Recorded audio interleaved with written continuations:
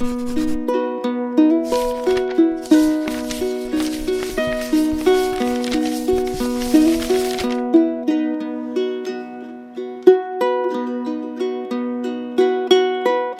Father Ed Quinnan, the Superior of the Jesuits in Micronesia and Fiji.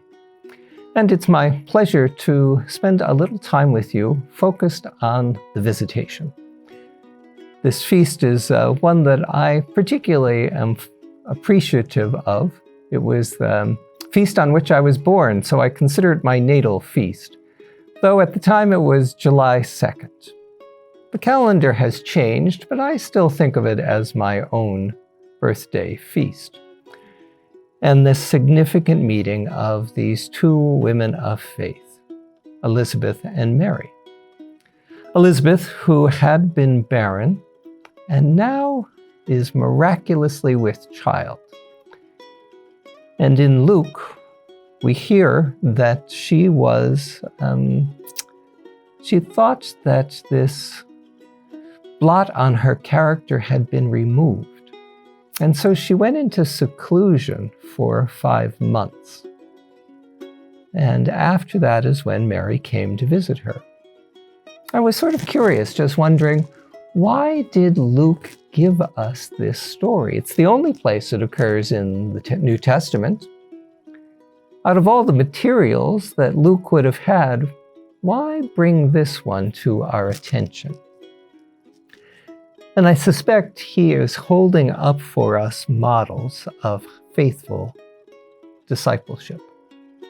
That we have Elizabeth and Mary, both coming together, spending time with one another, coming apart.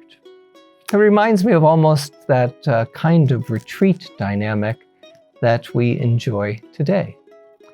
That in the quiet, in their spiritual conversations together, truths surfaced.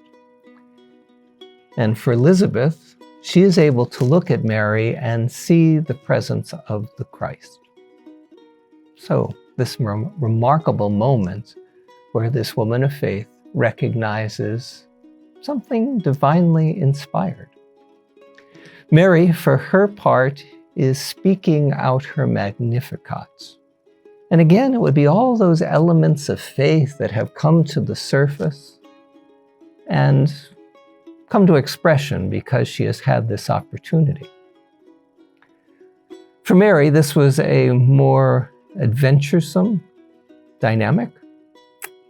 The people who study the scripture tell us that it would have been about 100 miles distance from where Mary grew up in Nazareth to the hill country of Judea, where Elizabeth was. And again, I think Luke's audience would have understood this is not just a simple trip. And for a woman who is pregnant, a little bit more of a burden. And to go through areas that would have been dodgy, known for bandits.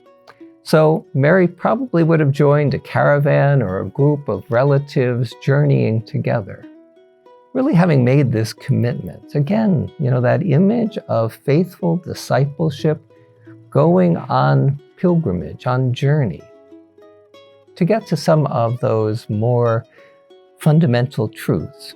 And so she and Elizabeth coming together, each sharing that experience of God, that deep truth that they were coming to appreciate. It seems to me that we too are invited to come closer, to become more steeped in the presence of the Spirit. People can do that by going on retreat, but I've also been with people who do retreat in daily life where they don't leave their everyday experience, but rather pray through their day-to-day. And so the normal activities, rather than just being assumed, become objects of their prayer and reflection and allow these little truths to surface. I was thinking of one man who does a lot of administrative work, and coming in and talking about one of a very difficult conversation, and it didn't go well. That he was short and angry with the person, said some harsh things, and he regretted it. And so, as we talked about it, is there an invitation here? Eventually, he came to the recognition that he needed to pray before beginning these sessions, that he had to invite God into the room so that he would be more Christ-like in his responses. It proved to be a radical change in his approach. And he talked about the people with whom he worked, giving him the feedback of, we don't know what's going on, but we know you're different. And we like that difference. There was that presence of faith. So I'd recommend to all of us that we spend a little time savoring this piece of scripture. This growing in depth of allowing God to reveal truths, of taking the time to come apart and ask God to be about the business of changing our hearts, making them more like God's heart. So I thank you for listening to this presentation and recommend go and read that Luke 1 about the visitation. Thank you.